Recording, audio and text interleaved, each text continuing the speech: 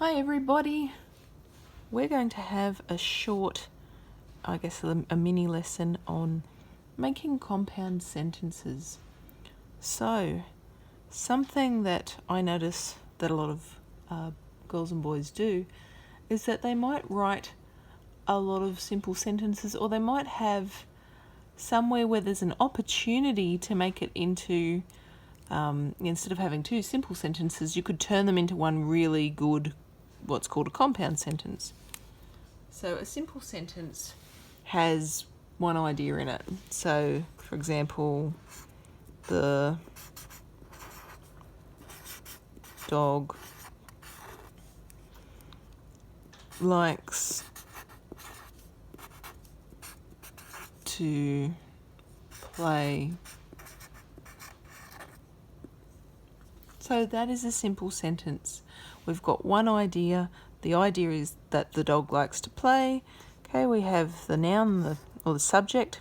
So the dog is the thing in our sentence, because we usually talk about a thing when we make our sentences.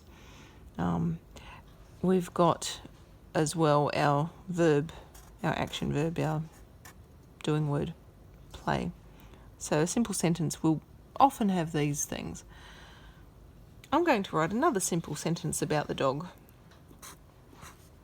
The dog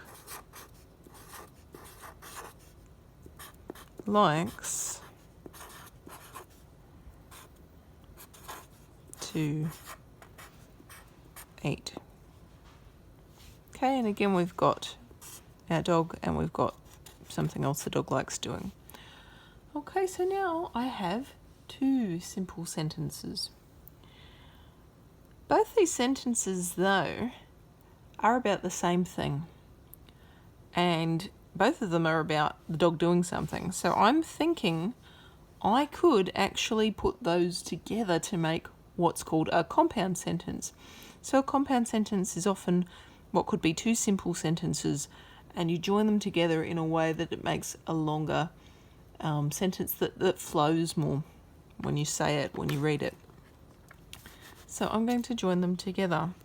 The way I'm going to do that is I'm going to get a different coloured pen for this, because then I'll show you how you can, use editing marks as well. So the way I'm going to do this is I'm going to think about what word could I use to join these together, and what do I need to do on paper to make this happen. So the dog likes to play. I've got to think of one that makes sense.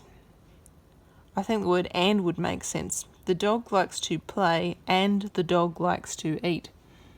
That makes sense. So what I'm going to do now is I'm going to have to change my punctuation marks, and I'm going to have to put in that new word. Okay, so remember, a full stop shows the end of a sentence, but remember we want to make one longer sentence, so it shouldn't stop here.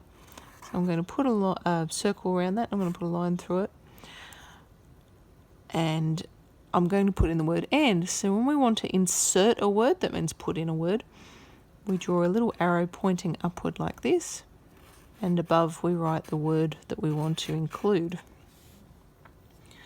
The dog likes to play and the dog likes to eat.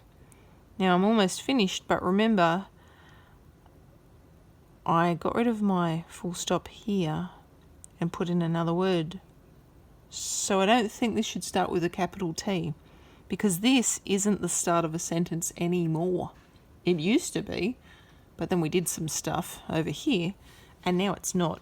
So I'm going to put two lines under this. That just means I want to change it from a capital to a lowercase.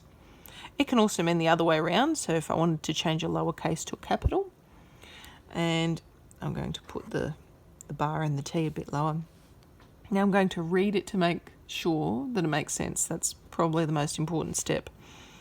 The dog likes to play and the dog likes to eat. Sounds good to me.